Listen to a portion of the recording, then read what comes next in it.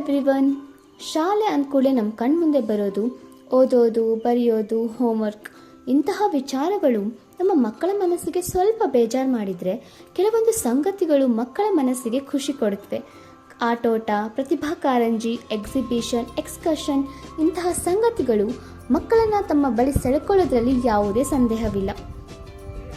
ಪ್ರಾಥಮಿಕ ಶಾಲಾ ಕಲಿಕೆಯು ಮಕ್ಕಳ ಮಾನಸಿಕ, ಬೌದ್ಧಿಕ, ಆಲೋಚನಾ ಸಾಮರ್ಥ್ಯವನ್ನು ವೃದ್ಧಿಸೋಕೆ ಹಲವಾರು ಯೋಜನೆಗಳನ್ನು ರೂಪಿಸಿಕೊಂಡಿರ್ತವೆ. ಅದರಲ್ಲಿ ಈ ಕ್ಷೇತ್ರ ಭೇಟಿ, ಎಕ್ಸ್ಕರ್ಷನ್ ತುಂಬ ಮುಖ್ಯವಾದದ್ದು. ಶೈಕ್ಷಣಿಕ ತಜ್ಞರಾದ ಜೀನ್ ಪಿಯಾಜೆ, ವೈಗೋಟಸ್ಕಿ ಅವರ ಸಿದ್ಧಾಂತಗಳ ಪ್ರಕಾರ ಮಕ್ಕಳಲ್ಲಿ ಸಾಮಾಜಿಕ ಜ್ಞಾನವನ್ನು ಮೂಡಿಸೋಕೆ ಈ ಕ್ಷೇತ್ರ ಭೇಟಿ ತುಂಬ ಮುಖ್ಯವಾದದ್ದು. ನಾವು ಕೂಡ ನಮ್ಮ ಶಾಲೆಯ ವತಿಯಿಂದ ಮಕ್ಕಳನ್ನು ಸಬ್ ರೀಜನಲ್ ಸೈನ್ಸ್ ಸೆಂಟರ್ ಹಾವೇರಿ ಇಲ್ಲಿಗೆ ಕರ್ಕೊಂಡು ಹೋಗಿದ್ವಿ. ಇಲ್ಲಿಯ ವ್ಯವಸ್ಥಾಪಕರು ಹಾಗೂ ಸಿಬ್ಬಂದಿ ವರ್ಗ ನಮ್ಮ ಮಕ್ಕಳನ್ನು ತುಂಬ ಪ್ರೀತಿಯಿಂದ ಸ್ವಾಗತಿಸಿದರು. ವಿಜ್ಞಾನದ ಕೌತುಕಗಳನ್ನು, ಅಚ್ಚರಿಗಳನ್ನು ಕಣ್ತುಂಬಿಸ್ಕೊಳ್ಳೋಕ್ಕೆ ನಾವು ಕೂಡ ಭರದಿಂದ ಸಾಗಿದ್ವಿ. ಹಾಗಾದರೆ ಬನ್ನಿ, ವಿಜ್ಞಾನದ ಅಚ್ಚರಿಗಳ ಕುರಿತಾಗಿ, ಭೌತಶಾಸ್ತ್ರದ ಬಲಗಳ ಕುರಿತಾದ ಎಕ್ಸ್ಪೀರಿಮೆಂಟ್ಸ್ಗಳ ಕುರಿತಾಗಿ ಇಲ್ಲಿಯ ರಿಸೋರ್ಸ್ ಪರ್ಸನ್ಸ್ ಏನು ಹೇಳ್ತಾರೆ ಅಂತ ಕೇಳೋಣ.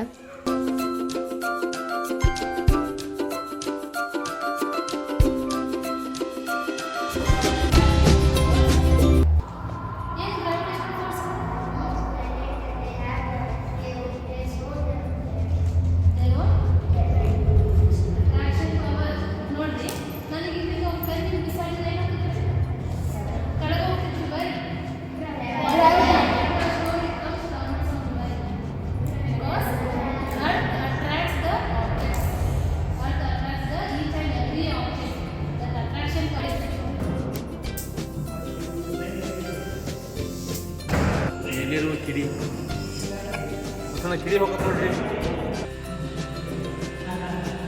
ನೀರು ಸುಳಿ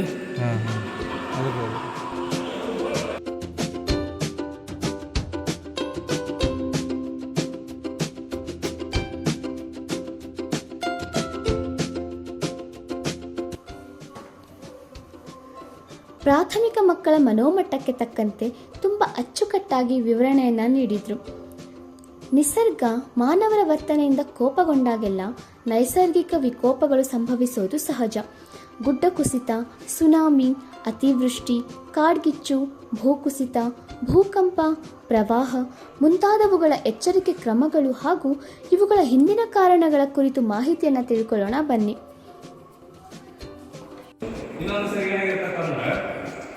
ಮರಗಳೆಲ್ಲ ಏನಿರೋದು ಮರಗಳಿಂದ ಬೇರೆ ಗಿಡಕಾದ ಮಣ್ಣು ಇಲ್ಲ ಅಂತ ಹೇಳಕ್ಕೆ ಪೂರ್ತಿ ಯೂಸ್ ಆಗತ್ತೆ ಇಲ್ಲ.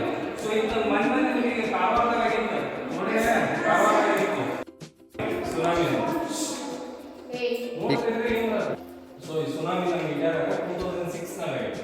ಸೊ ಅದು ಬೇರೆ ಟೈಮ್ ಬೇರೆ ಕಂಟ್ರೀಸ್ನಾಗೆಲ್ಲ ಆಗಿತ್ತು. ಸೊ ನಮ್ಮ ತರ ಆಗಿದ್ದು 2006 ಲಾಸ್ಟ್ ಮತ್ತೆ ಆಗಿಲ್ಲ. ಸೊ ಗುಜರಾತ್ ರೀಸನ್ ಆಗಿತ್ತು. ಗುಜರಾತ್ ಇಲ್ಲ ಅಂತಂದ್ರೆ ಇಂಡೋನೇಷಿಯಾ ಸುಮಾರು ದ್ವೀಪದಾಗ ಆಗಿತ್ತು. ಅದನ್ನ ಎಫೆಕ್ಟ್ ಏನಾಗ್ತದೆ ಗುಜರಾತ್ ವಿದ್ಯುತ್ ಸತಮ ಆಗಿತ್ತು.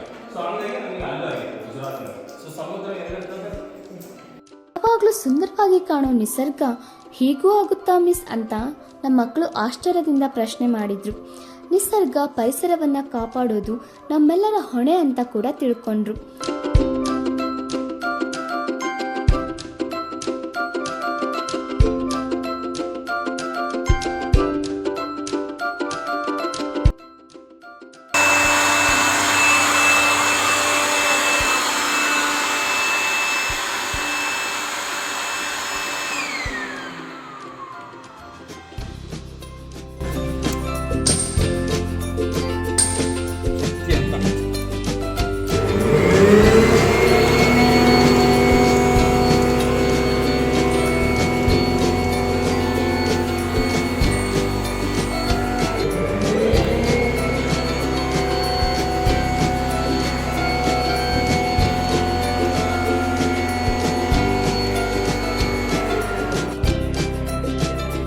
ಸಿಬ್ಬಂದಿ ವರ್ಗ ಮಕ್ಕಳಲ್ಲಿ ತುಂಬ ಸರಳವಾಗಿ ವಿಜ್ಞಾನ, ನಿಸರ್ಗದ ಕುರಿತಾಗಿ ಜಾಗೃತಿಯನ್ನು ಮೂಡಿಸಿದ್ರು.